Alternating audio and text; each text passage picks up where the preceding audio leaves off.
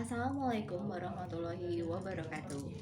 Perkenalkan, kami dari mahasiswa MM Angkatan 71 Fakultas Ekonomi Universitas Islam Sultan Agung Semarang. Pada kesempatan kali ini, kami akan mempresentasikan salah satu dari tugas mata kuliah Sistem Informasi Organisasi yang berjudul Level of Decision Making and Control.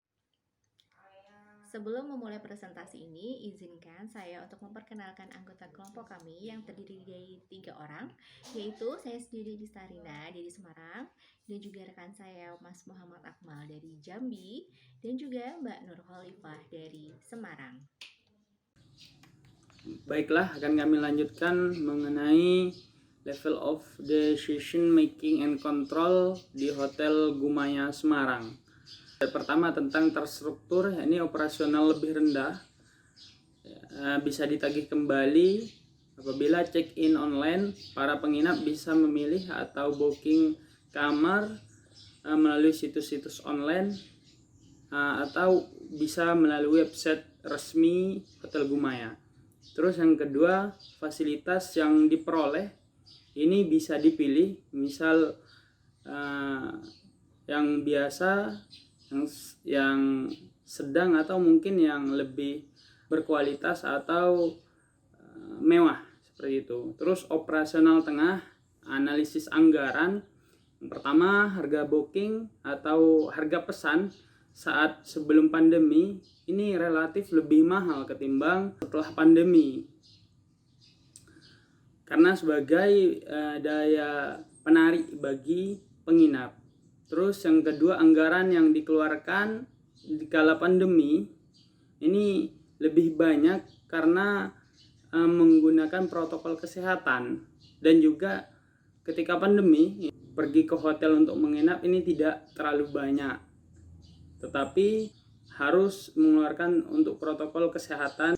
Terus yang ketiga, strategi topnya, ini analisis kinerja perusahaan, di mana perusahaan melakukan proses reopening. Jadi ketika setelah penyelesaian PPKM pada level-level tertentu kemudian diperbolehkan untuk dibuka, maka dilakukanlah reopening dengan beberapa hal baru ditawarkan kepada konsumen, seperti itu. Selanjutnya semi terstruktur, yakni yang pertama penjadwalan terhadap reopening tadi, kemudian manajemen kas dengan cara keputusan dana atau alokasi untuk melakukan promosi, kemudian yang ketiga melakukan promo event, contoh sewaktu anniversary hotel memberikan promo menarik.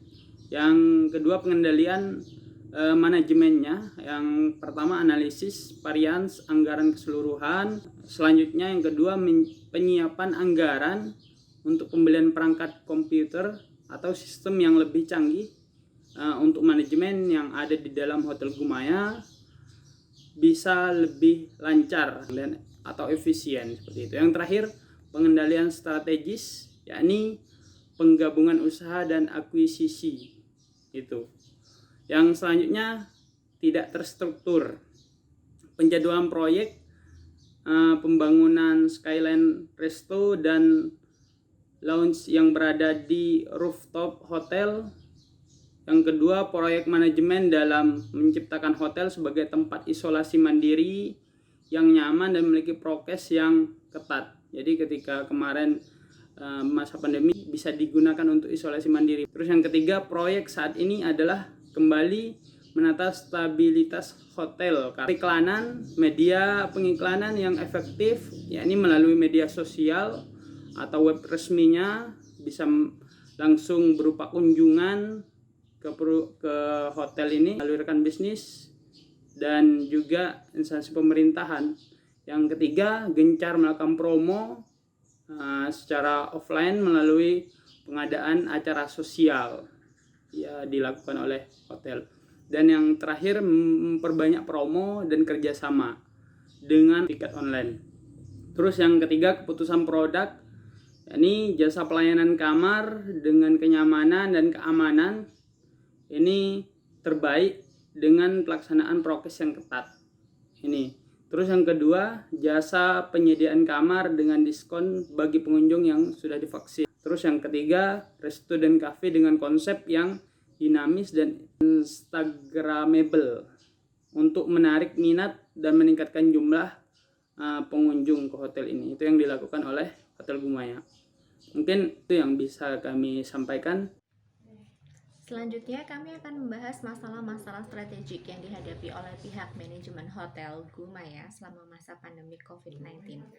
Yang pertama adalah tingkat okupansi atau keterisian kamar yang semakin hari semakin menurun, dan itu karena diakibatkan kewas-wasan pengunjung untuk tinggal untuk staycation di hotel selama pandemi COVID-19 ini.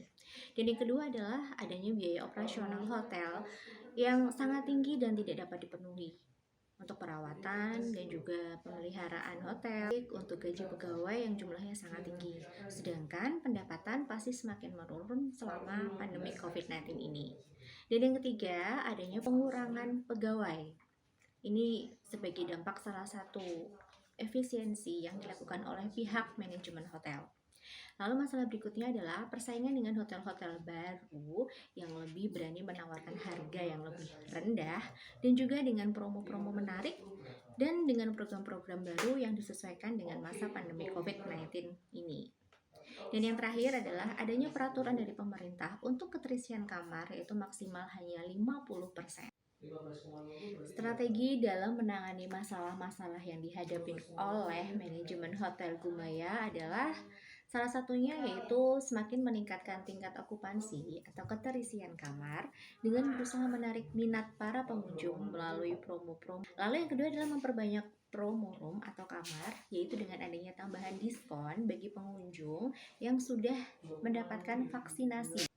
Lalu yang ketiga adalah meningkatkan prokes dalam pelayanannya, serta selalu menjaga kebersihan dan kenyamanan untuk para tamu dan juga beserta tempat menginapnya, sehingga para tamu semakin yakin untuk tinggal untuk staycation di hotel.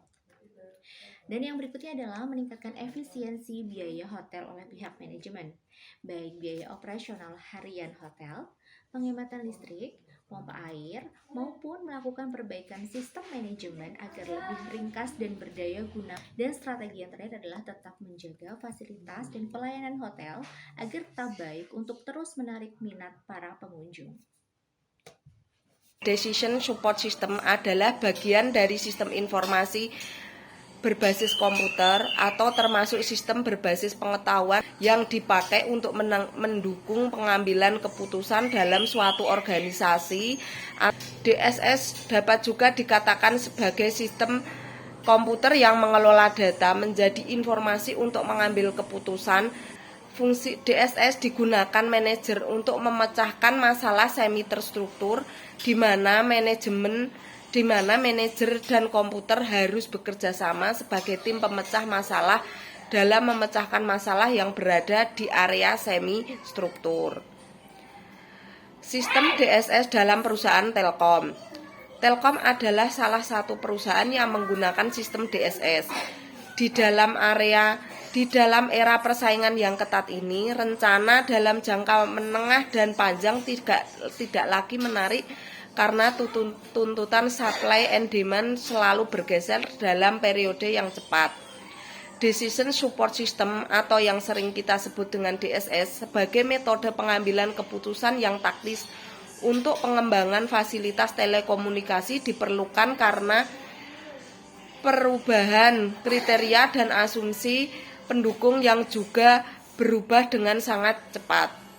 Di dalam hal ini, PT Telkom membuat suatu aplikasi yang dapat dipergunakan untuk mempermudah PT Telkom dalam mengambil keputusan yang cepat dan akurat dalam diambil berdasarkan data dan fakta yang berada di lapangan.